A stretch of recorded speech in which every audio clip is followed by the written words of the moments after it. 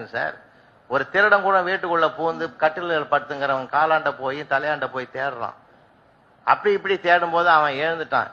என்னடா பீரோ சாவியடா தேடுறான்னா. அண்ணா எப்படி கண்டுபிடிச்ச? என்னடா இது தெரியாது எனக்கு. சரி சரி தொழிலுக்கு புதுசா நீ சர்வீஸ் உண்டானா? இல்ல இல்ல இன்னைக்கு தானே இந்த ஆரம்பிச்ச அந்த வேலையா.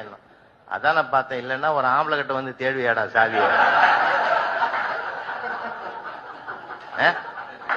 பைத்தியக்காரா அத படுத்துங்கிறாளே அவ காலுங்கழு போட்டுக்கிற தலகாணிங்க தாண்டா இருக்குது. அதை எடுக்க நான் 3 நாளா பட்டப்பாடு எனக்கு தான் தெரியும். தயவு செஞ்சு சொல்றேன், கொஞ்சம் அமைதியா அதை எடு, அவசரப்படாது.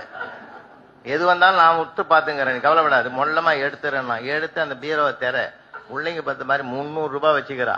அதை எடுக்கிறதுக்கு நான் முடியலடா. ஏதோ எடுத்துக்கோ, கஷ்டப்பட்டவன் 200 வச்சுக்கோ, எனக்கு ஒரு 100 ரூபாய் கொடுத்து.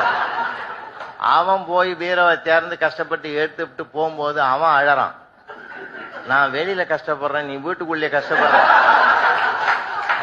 நான் இல்லாத கஷ்டப்படுறேன், நீ வச்சிருந்தே கஷ்டப்படுற. ஆட போடா, நான் இன்னொரு வீட்டுல கூட எடுத்துக்குவேன், ஒன்னால அது முடியாது. இந்த 300 நீயே வச்சுக்க. எப்படின்னா ஒரு ஆம்பளை கஷ்டம் இன்னொரு ஆம்பளைக்கு தாண்டா.